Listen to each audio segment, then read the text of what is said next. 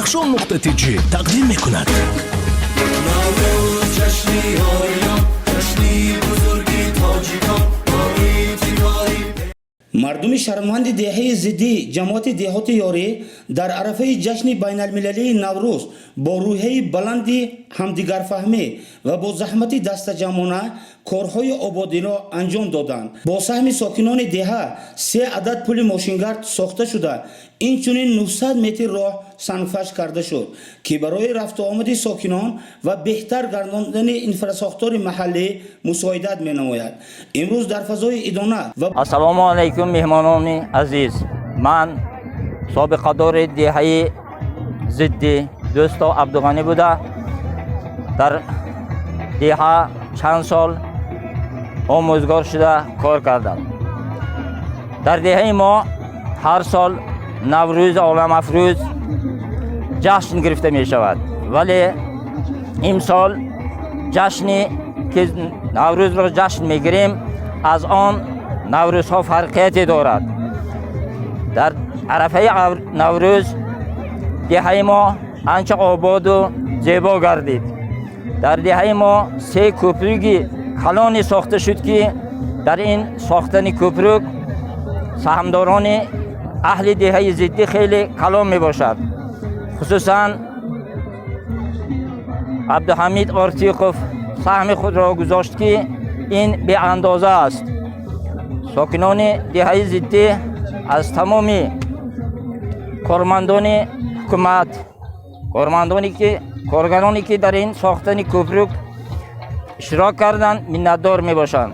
به همه شما نوروز عالم افروز مبارک باشد. شهامت خاصه جشن نوروز در دهه زدی تجلیل گردید. ساکنان دهه با لباسهای ملی، دسترخوان نوروزی و برنامه‌های فرهنگی از مهمانان استقبال نموده سنت‌های قدیمی نیاگان را گرامی داشتند.